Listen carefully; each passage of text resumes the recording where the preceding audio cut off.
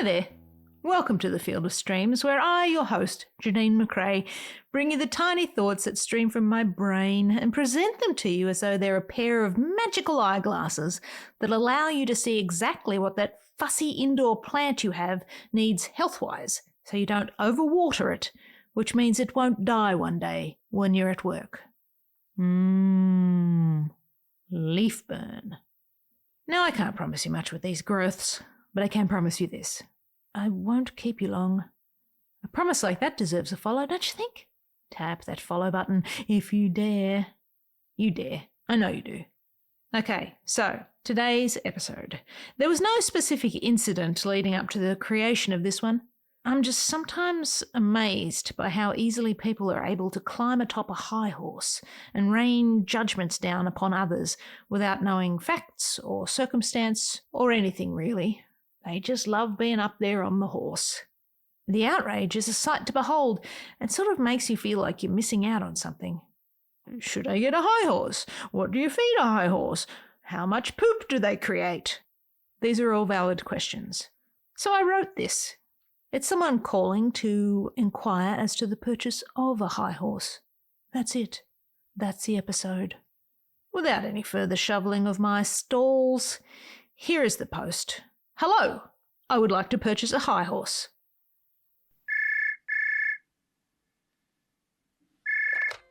Hello. Oh, yes, hello. Hi. I'm calling about the high horse advertised in today's Rage Rag classifieds. Is it still available? Which high horse? The piebald or the bay? Whichever one is higher? What can you tell me about it? Well, the bay is the higher of the two. It stands 24 hands high, and if you know anything about hands, which you should because they've been in the news quite recently, that makes it a bona fide monster. I'm talking Guinness World Record-breaking height. Wow! Exactly. Now let me tell you this.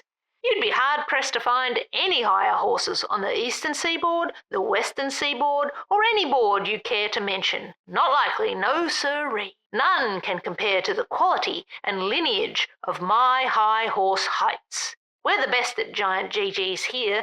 Seriously, when you're on this thing, you'll be so high. The people beneath you will be as ants. Small ants who are themselves looking at microscopic images of ants.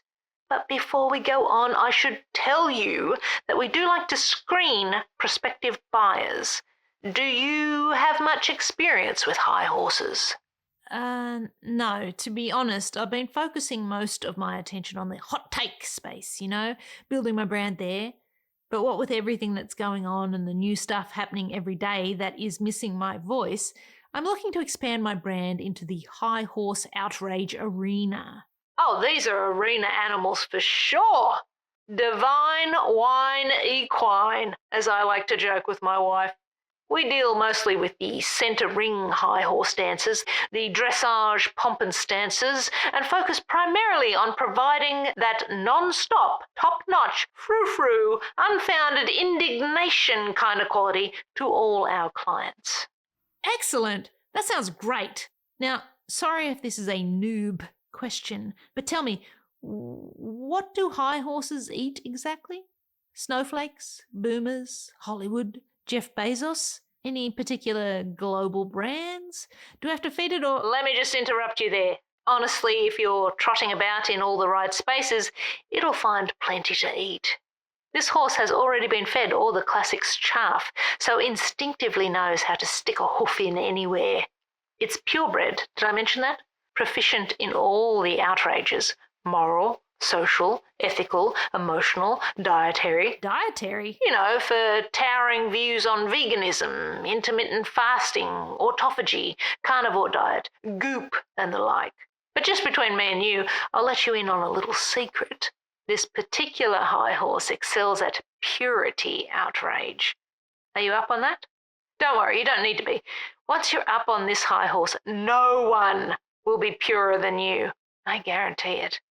You bring up a good point. How does one actually get onto a high horse? So easy. First, you will hear the sound of a low rumbling thunder in the distance when you encounter the latest transgression of your victim, or victims. The air will suddenly smell vaguely of cinnamon. No one knows why. Then all the hairs on the back of your neck will stand to attention and salute the invisible shaman. Your forehead will prickle, your fingers will flex, and your shoulders ripple like the San Andreas Fault on a Sunday. An anticipatory tremor of sorts. Mm-hmm. You will then realize that it's not the sound of thunder at all, but the rumble of hooves approaching. Oh. A fox will yip, a whistle will be blown, and a signal flashed. There'll be some cursory Googling at an unverified site, and then poof, before you know it, you'll be on a horse. It all happens by degrees, namely your lack of them. That's a little high horse trader inside joke. Don't mind me. All jokes aside, there's really no mystery or skill to it, and I just made all that up. Getting on a high horse is one of the easiest things in the world. Resisting the mount up is actually more difficult. But don't worry, if you're ever having trouble getting on your HH, or succumbing to the better angels of your nature that shut your pie hole before you reach the stirrups, well, we have a high horse mounting step you can purchase. And lucky for you, right now, if you buy 2 horses, one for your spouse perhaps, we throw in the step for free. Are they hard to control? Oh, very. Really? Would I ever get bucked off or kicked by it? For sure. That's the charm.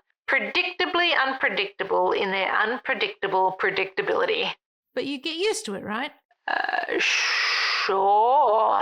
Are some high horses better than others? Like, I don't know, superior? Heightier? Is that a word? Well, you know what they say. It's not the height of the horse, it's how high the horse. Huh? Another inside joke. High versus high. A little horseflesh humour. Wait, are you saying these horses are on the spruce juice? No, ma'am, you have completely misinterpreted what I was saying. Excellent! You are well on your way to being high horse ready. But let me ease your mind. We go out of our way to not use growth hormones here. Literally no growth is possible when you are seated upon this horse. That's written in our provenance papers, and also our guarantee to you. Excellent. And what about a name? Does it have a name? No. Might I suggest Alan? Okay. Oh, I know what I wanted to ask. Does this one talk at all? I didn't say call him Mr. Ed now, did I? I don't get it. Who is Mr. Ed? You know, the talking horse from the 60s. Fun fact, that horse's actual name was Bamboo Harvester. The 60s? I wasn't born then. Whatever. They used to put peanut butter on his gums to make his lips move so it looked like he was talking for the cameras, and then... They did what? Ha! Sake! That's an urban legend. I was just checking your temp, and I'm happy to report that got a strong spike reaction from you, very off the cuff. My outrage detector just blipped a little, so that's another positive check on your ready to own a high horse checklist. Awesome. I'll take it. Take what? The high horse. It's not available. What? Oh, that's a bummer. Okay, thanks. Maybe you could recommend... Aha! Got you again. Pardon? That was another test, and you failed to clear the barrier. If you were ready for high horse ownership, you would have instantly mounted up and expressed your indignant outrage at my false advertising. But here you are, you haven't even whipped out a riding crop to beat on Yelp yet. I see no inclination to hitch up a next door posting right under the pinned "What was that bang" post. Seriously. Okay, thanks. What is that? I don't know. But I can tell you straight up that it's not the reply of a high horse jockey with a fresh set of outraged jodhpurs on. Now, hang on a minute. I'm just going to level with you. It sounds like you should stick to hot takes. Opinions no one asked for, that sort of thing. I can recommend a My 2 Cents group, if you like. Maybe start there and use that as a stepping stone to high horse ownership because you're just not ready. Start smaller. That's my recommendation. Throw in a few yes buts and some whataboutisms to any local social dialogue you're privy to. Work up to the commentary nags with some simple identity-based outrage. Get my drift? But... I know a guy who sells oars. Oars? For sticking your oar in. That's quite popular in the social transgression commentary fields. Lots of space to get in on the ground floor there. Okay, I'll think about it.